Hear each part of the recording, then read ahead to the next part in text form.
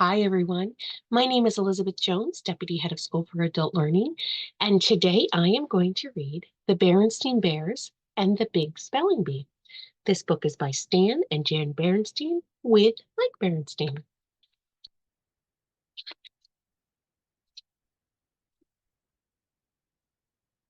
Brother and Sister Bear were pretty good students. Like most cubs, they had their strengths and their weaknesses. Brother was good at math and science, but sometimes he had some trouble with language arts. Sister, on the other hand, had trouble with math and science, but got straight A's in language arts. Sister also read a lot and liked to write stories. She's writing a story down here. It says, once there were three chipmunks. Their names were Acorn, Peanut, and she also happened to be a very good speller.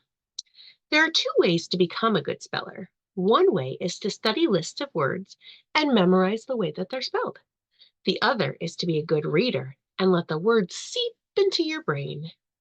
Gwen, a classmate of Sister's, won the big school spelling bee last year. She was expected to win again.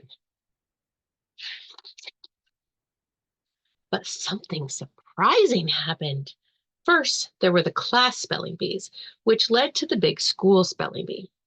Now, everyone stand at your seat, said Teacher Jane. I'll give out the words and you'll try to spell them. If you get a word right, you remain standing and wait your next turn. If you spell it wrong, you sit down. Sounds pretty simple. The words were pretty hard, and soon everyone in the class except Gwen and Sister was sitting down. Sister couldn't believe she was now tied with Gwen, the best speller in the class. Treachery, said Teacher Jane, an act of betrayal. Treachery, said Gwen, Trechery,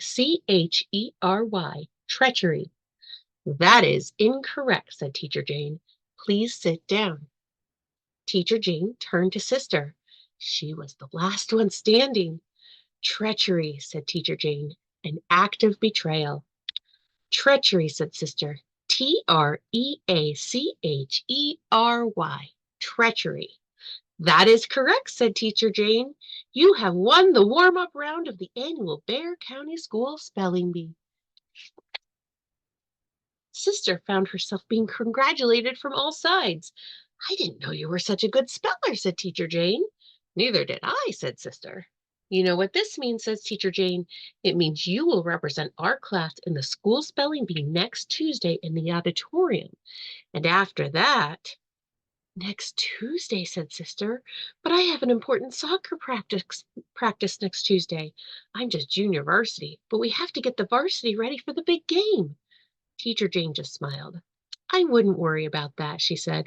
There'll be a lot more soccer practices, but there's just one spelling bee. It's fun to win, thought Sister, but I sure hate missing that practice. Sister was heading for the playground. She had a date to jump rope with Lizzie and Jill. They met at the playground gate. Congratulations, says Lizzie. For what? Asked Sister. For winning your class spelling bee, of course. How did you hear about it so soon? Asked Sister. Good news travels fast, said Lizzie. I'm not so sure it's good news, says Sister. The school spelling bee is on Tuesday, so I'm going to miss an important soccer practice. There'll be a lot more soccer practices, said Jill, but there's only one. I know, said Sister. There's only one spelling bee. By the time Sister got home, the whole family knew she had won the spelling bee. Papa was especially excited about it. Congratulations, Sister, said Papa. Way to go. It takes me back to when I was the best speller in the school. I used to knock over those spelling bees like 10 pins. I guess you realize that if you won the spelling bee, you'll go to the big all-school spelling bee in Big Bear City. Sister hadn't realized that. Now here's what we're going to do, said Papa. Mama sidled over to Papa and said in a low voice, Dear, could I speak with you for a minute? She took him by the arm and led him into the dining room. Now, Papa, said Mama, I know you're proud of Sister, and I am too, but we mustn't get carried away and put too much pressure on her. Me? Carried away? Ridiculous, protested Papa. Besides, Sister can handle the pressure. She's tough as a nut. She takes after me. Then Papa went back into the living room. Oh, dear, said Mama. Now, sister, said Papa, here's what we're going to do. First, I'm going to go to the attic and get my old vocabulary list from school. Then we're going to drill, drill, drill, drill until you're letter perfect in every word. Papa headed up to the attic. The list took some finding, but Papa found them. Meanwhile, downstairs, there was a knock on the door. Sister answered it. It was Lizzie and Jill. Can you come and play after supper? I'm afraid not, girls, said Papa, who had come down from the attic with his vocabulary lists. Sister and I are going to be busy preparing for the school spelling bee. The way I see it, we've got a good chance of going to the all-school spelling bee in Big Bear City. Papa was good as his word. Every evening after school, Papa drilled Sister on words. Destitute, said Papa, without money or property. Destitute, said Sister, Destitute. Paramount, said Papa, the utmost or highest. Paramount, said Sister, Paramount. Prehistoric, said Papa, of the period before recorded history. Prehistoric, said Sister, Prehistoric. It was Tuesday, and the spelling bee was underway. The contestants were all up on the stage. There were 7 of them. The auditorium was filled with cubs and parents. Papa was there, of course. He was rooting for Sister like crazy. Mr. Honeycomb, the school principal, was giving out the words. The words were like rockets going off and exploding into bad spelling that knocked out the contestants one by one. It was down to 2 cubs, Sister and a 5th grader. Vicarious, said Mr. Honeycomb, taking undue pleasure from the achievements of others. Vicarious, said the 5th grader, Viccariess, vicarious. That is incorrect, said Mr. Honeycomb. He turned to Sister, who was the last cub standing. Vicarious, thought Papa out in the audience, taking undue pleasure from the achievement of others.